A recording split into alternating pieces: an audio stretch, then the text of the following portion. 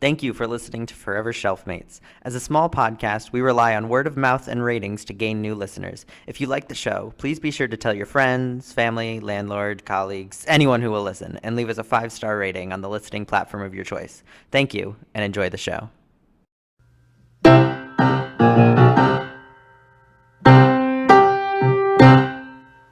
Welcome to Forever Shelfmates, everybody. I'm CHERYL, and I love books. And I love to talk about the books that I read. And I'm a librarian, so I have a job where I get to talk about the books that I love to read. I'm here with my co-librarian and BFF, Mirele. Hey, girlfriend. What is funny? You're my friend. You're a girl. You identify as a girl. It's true. Are you laughing at our friendship? I am not laughing at our friendship. Are you mocking our friendship? Absolutely, yes. Yeah. This episode, we are discussing Murder on the Orient Express by Agatha Christie. As a warning before we get started, we will be spoiling this book. So if you haven't read it and don't want to have the plot ruined for you, pause this episode, run out to your favorite local indie bookstore or public or school library, and come back after you read it. Don't worry, we'll wait. Shelfmates, shelfmates, reading books is what we do. Shelfmates, shelfmates, and we talk about them too. I'm CHERYL. I like light and fluffy. Mirele. I like dark, stuffy. Shelfmates, shelfmates, we're so glad that you are here to hear us. Let's dive in, shall we? So, CHERYL, the thing that cracks me up here is that you chose this as your classic, and you're supposed to be the light and fluffy one, and this was some dark stuffy. I disagree. I disagree wholeheartedly that it was dark stuffy. Do you think murder isn't dark? Well, should we do a recap of the book before we dive into whether it was light and fluffy and or dark stuffy? Murder is in the title, CHERYL. I mean, that's fair, yes, but the murder was kind of lighthearted, and it wasn't all that, like... It wasn't a lighthearted murder. It describes the stab wounds and death. Let's... In depth. Death. Get it? Freudian Death slip. joke. Death joke! Okay, so I picked this book, Murder on the Orient Express, because as a librarian, everybody expects that I've read all the classics. But I have not, because I find classics to be boring, and I don't want to read boring books. So every year I challenge myself to read one classic. And this past year, this was my classic. And it's what? Late December 2021, and I have not read my classic of the year. And so this is what I decided for us to read. So the plot of the book is it's a murder on a train. And I mean, we're going to give it all away, right? So we're not. This is your second warning. This book is a classic murder mystery, a whodunit, and we're going to tell you who done it. So if you don't want to know who done it, stop now and come back later. Right. So Mirele, who done it? Who done it? They all did it. They all did it. They all did it. I did not see that coming. Okay. I did. We have to do a little bit of the summary. Yeah, let's do a little summary. So they're on the Orient Express, which was traveling from Istanbul. That's a train. To Calais, I think, in France. Yes. All of this happens in, I want to say Greece, like when they're traveling through Greece. Like they've left Istanbul, and it's like a 3-day journey from Istanbul to wherever it is they're going. This is a real train. If you listen, this was like a fancy thing that fancy people did in like olden times when like trains were a thing, and this was like the premier fancy schmancy. Yes, but that's the feel on the Orient Express. And on the first night, somebody is murdered in their bed, and there is no feasible way that a murderer could have gotten out of the dead person's room. Like the door's locked like from the inside. No, you mean into the dead person's room because the train has been snowed in. Well, so the murder, it's not apparent that the murderer could get in or out of the dead person's room because the door's been bolted from the inside, like with like a chain. So it's not like you could get in. And even though the window is open, they've been stuck in a snowdrift. And so if somebody had gotten out through a window, you'd see footprints. Right. And so there is on this train, coincidentally enough, the like premier detective investigator of life, and frankly I have no idea how to pronounce his name. Poirot. His first name is Hercule Poirot, and he's like the French Sherlock Holmes. Yeah, except he's kind of British. He's French, but he like works in London and he speaks English and French and German. But he's definitely French. So anyway, the setting, Agatha Christie is a master of description of settings. Yes, right? she is. You could really feel... There was a map in the book. How did they do that in the audiobook? There was like a map of like where everybody was staying and which berth everybody was in. Berth means room when you are on a train. There wasn't a map. So yes, there are passages when I was listening to the audiobook that were a little bit technical, and I had to really work hard to envision in my mind who is where. But the audiobook is sensational for this book. And you didn't listen to it, did you? No, I told you to. I read the print version. Okay, shame on you.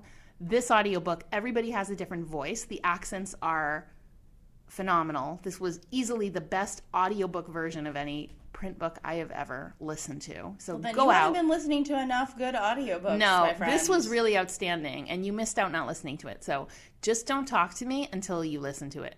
Bye. And we're back because we can't be done with it that fast. So there's the murder, and the guy who was murdered was like not a good guy. He seems shady. He seems shady. Everybody kind of is a little afraid of him. He's got that like look that makes you like want to walk the other way. Right. Nobody likes his face. That's literally what they're saying. Yeah. That they don't like the look on his face. And so then Poirot, who's this detective investigator. He's the main character. Poirot. Right. Is the main character, and he's always investigating the crimes. And so they beg him to like take over the case because they're pretty sure the murderer is still on the train. Right. And they are stopped because of the snow. Right. And so he goes person by person. He interviews all the people on the train, and gradually they whittle it down to who it might be. And guess what? It's everybody. Ha ha ha! Spoiler So there are alert. Reasons that he gets murdered, which we're not going to get into right now. But they're fascinating, and everyone had a reason to like want this guy dead. Right. So yes. Now, so what'd you think? I really loved it because the suspense builds and you think that it's going to be one person, then you think it's going to be another person. I thought when they described, everybody's talking about seeing a person in a short man in a scarlet kimono with a high-pitched voice. And I thought for sure that was going to be Monsieur Bouc, who is kind of like Poirot's sidekick. In part because the audible narrator did Monsieur Bouc's voice really high-pitched, and he is described as a short, kind of lightweight man. And so I thought, oh my gosh, for sure, this is the big twist at the end. I really did not see it coming when everybody was implicated. I can't say that I agree with you. I think I saw from the beginning that it had to have been everyone, in part because there was no way that one person could have done it. And throughout the book, Poirot talks about how it could not have been one person. So he comes to the conclusion that it could have been, that it was probably at least two people really early on. And I don't know why it just it tickled my brain a little bit that it was everybody. Well, it tickles your brain because some of them are so unlikely. I mean, the ringer, the big bombshell moment at the end is when Mrs. Hubbard comes out of her shell. That to me was like, oh my gosh! No? Not to you at that point, Not no. really. So what happened for me is that, so the beginning of the book, so it doesn't start when they board the train. It starts the day before they board the train when Poirot is on a different train getting to Istanbul, and he happens to be on that train with two of the passengers who end up on the Orient Express. And whenever that sort of happens, my little reader radar is tweaked. Like, why is this important? Because an author doesn't necessarily put something like that in if it doesn't come back to be important later. And so when they started talking about some of the reasons that the guy ended up dead, I was like, oh, wait a minute, there were these other characters that had something to do with it. Because otherwise, why would you have had this like separate conversation that Poirot overhears and sort of what happens? And so to me, always the whole time was kind of clear. Wow. That something was going on, and then everyone kind of, to me, it always sounded rehearsed. Everything they said was kind of rehearsed when I was reading it. Could also be the difference between reading it in print and listening to it on audio. I think that's part of it. But the whole time, I was like, there's more to this story than then meets the eye. And eventually it was like, that guy has to be in on it. Oh, they've just talked about this like random person in the dead guy's past. That person must be that person, right? Like it just... But what happened is, you'll think, at least as I was reading it, I would think, oh, it must be this person. But then there would be evidence to the contrary. At one point, Poirot draws up this list of all the different people on the train and the evidence for them, but then all the evidence refuting his evidence incriminating them. Which to me said, everybody is involved. Well, okay. But so I'm wondering, like, I don't read as many. So I used to be really into murder mysteries. Like when I was in high school, like that's what I read were murder mysteries. And I don't read as many anymore because now I'm more into the like light and fluffy. But I wonder if I've been so jaded by all of the murder mysteries that I've read that I no longer, my suspension of disbelief is so much like it's just gone. Well, right? I distrust everyone. And so therefore everyone's a suspect. And this book is great if you don't foresee everything the way that CHERYL did. I did not foresee everything. I foresaw it too, but I still really liked it. I really enjoyed watching it unfold, and I wasn't 100% sure that's what was going to happen. And so I was excited to like keep going. Mm-hmm. Right? I started the book and it was really hard because the language is a little strange at the beginning. It's kind of jarring. It's not like reading Shakespeare where you're like, oh my gosh, what the heck are they saying? But it's not like reading a today novel. It's not contemporary. I mean, Istanbul was spelled Stanbul, Stnboul, something like this. It was spelled much differently. Mm-hmm. And there were a lot of other places where like the spelling that was in the book is not how it's spelled today. And that was kind of jarring to start with. But by the time I got halfway through, I was just like, I could not put it down. Mm-hmm. I kept flipping pages and I'm like, I don't want to stop reading because I have to know what happens at the end. So I actually really enjoyed it, but it was a little bit of a challenge to get in. Even though I saw it coming from a mile away, it was still really enjoyable. And then I wanted to know what happened.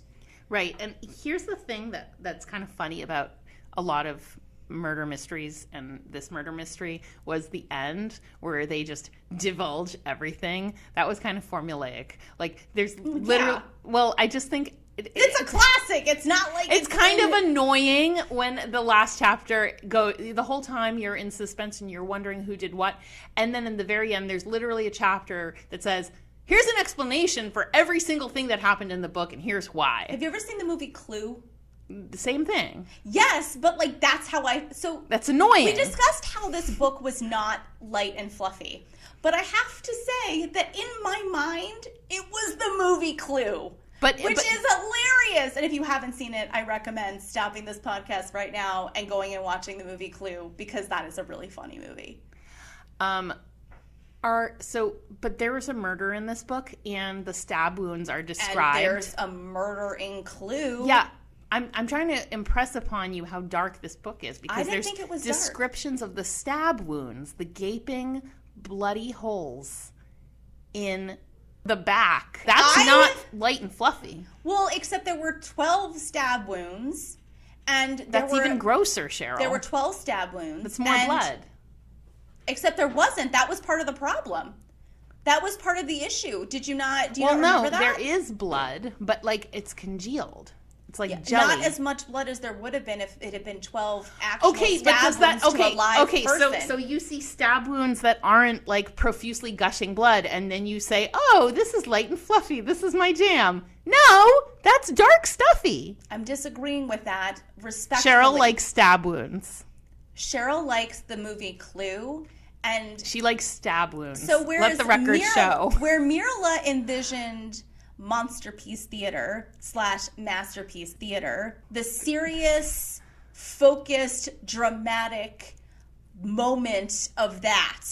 And CHERYL thought of it as the movie Clue, where it's zany and it bounces around. Like there's some serious murder in Clue also, but it's zany and crazy, and it's a whodunit, and that's what my mind went to. So I didn't appreciate necessarily the seriousness of it, because to me it didn't feel serious. Oh my gosh, it's so funny that you say that. I thought the whole thing was serious. Let's talk about the racism and stereotyping and misogyny in this book. It is a period piece of literature, so they're trying to recreate the sentiments of the time, which is, I believe... I don't believe they're recreating the sentiments of the time. I think Agatha Christie was actually writing contemporary murder. No, but it's not contemporary. It takes place like in 1900. I think that's when she wrote the book. She wrote the book in 1934. You know what? Your producer... Haha. Okay, but do you know the part where they're trying to speculate on who did it? And Monsieur Yes. Bouc is saying... The Italian. He says... The Italian. You took my words. Monsieur Bouc says only the stab wounds could only have been inflicted by someone with a Latin temperament. I mean, it just, it made my And it skin couldn't crawl. possibly be a woman. It couldn't possibly be a woman. Oh, no, they say it could be a woman, a very impassioned woman who's been slighted. Okay, so that was the only time they talked about sex in this book, which was if they were in the heat of the moment, she could have stabbed him. Really? Is that how you interpreted that? I just It's thought... literally what they said. No, they said it could be a woman if she was slighted or jilted in love. That doesn't necessarily mean that they were in the act. That is not what they said. That's They said a woman impassioned. I mean, we should... Impassioned, not in passion. Impassioned, like... That's not what it said. Okay, well, that's not how you interpreted it, but that's fine. The book takes place in the 1930s. Told you.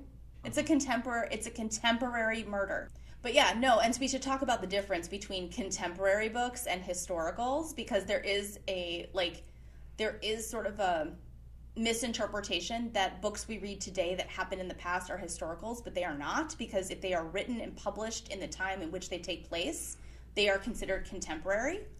So like Jane Austen did not write historical fiction, she wrote contemporary fiction. We just read it now. Right. And this book takes place in the 1930s, so they had different it was okay. Well, it wasn't okay to say the things that Monsieur Bouc is saying, but it was more common, I think, for people to say things like stereotypes out loud.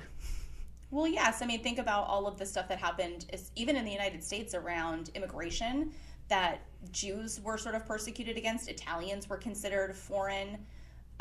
Forget about, indigenous peoples and African Americans and all of that, but people hated anyone who didn't look like them. And it's clear in this book that Monsieur Bouc was very prejudiced. In fact, I kept reading, being like, stop being so jerkish towards Italians. I mean, come on.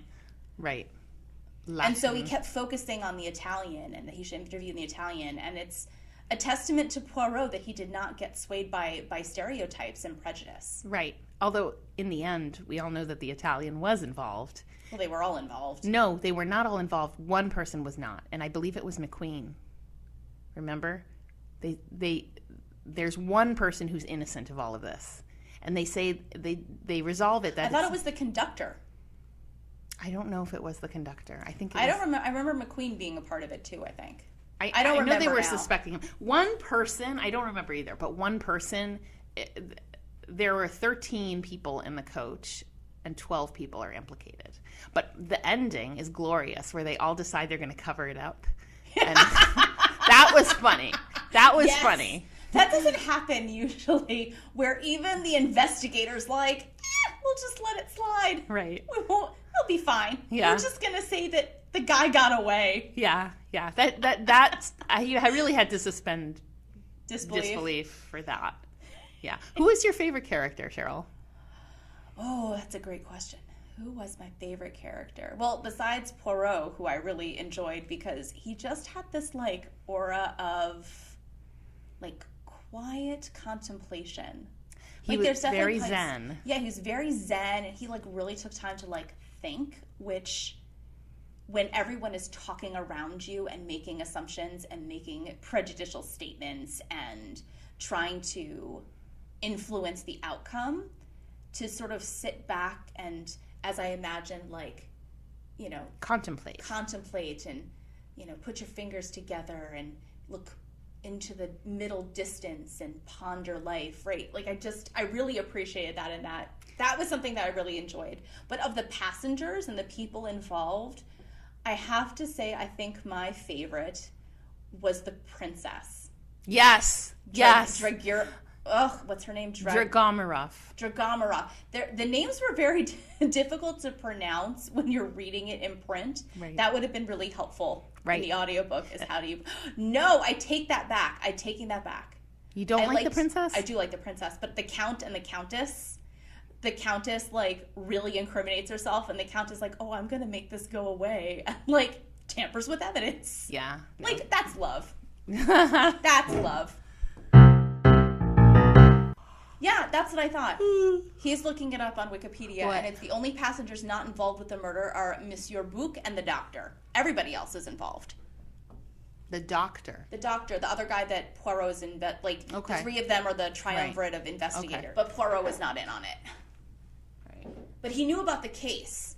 So he's the one who sort of puts together, they find like a little piece of evidence that has the name of the kidnapped girl, and he's the one who puts together the murder. Right. Like, and that the guy is traveling under false identity and what his real identity is. And as wonderful as Poirot is, it should be said that he is rather arrogant.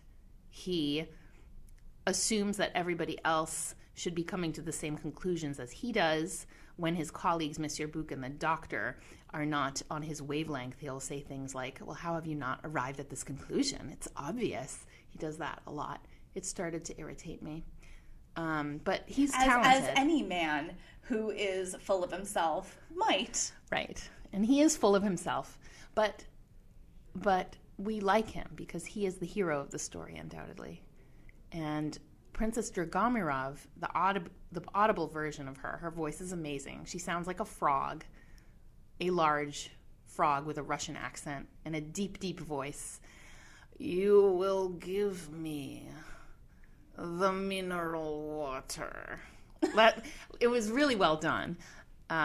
So she's entertaining. But my favorite was Mrs. Hubbard because she's really annoying about her daughter. Oh my gosh, she is really annoying. She's so I was annoying. getting annoyed with her. I was like, shut up, you old lady. Like, I don't care about your daughter. It was so at believable. all. It was believable. That's what old people do. Yeah, but wasn't her daughter, like, on the train also? No. Or, like, daughter-in-law or something? Her Like, daughter sent her. She had come. She was visiting her daughter, and then she went.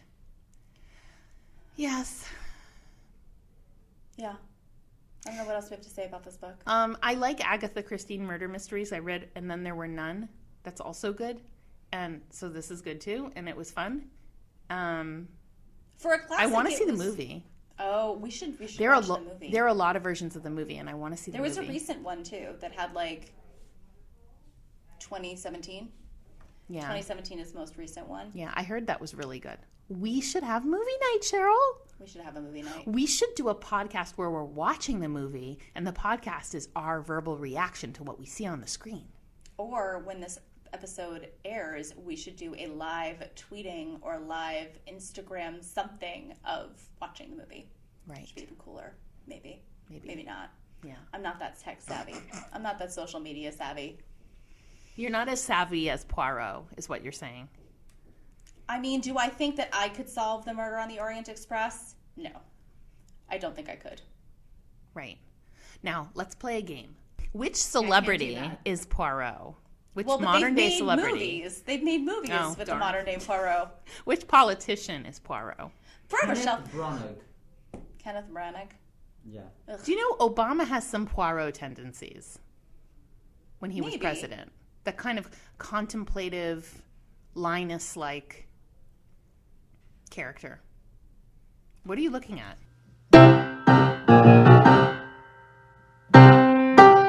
That's all we have for you about Murder on the Orient Express by Agatha Christie.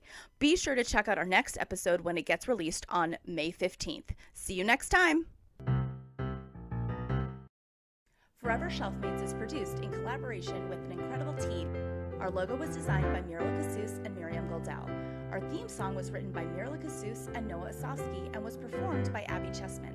Our producer is Aaron Adams, Benevolent Overlord, and our show is hosted by Mirele and me, Cheryl Fox Strasberg. That's all the time we have for you this time. Be sure to follow us on Instagram at Forever Shelfmates, that's the number 4, Ever Shelfmates, for the most up-to-date news on production. Next time, we'll be reading Slaughterhouse 5 by Kurt Vonnegut. Thank you for listening.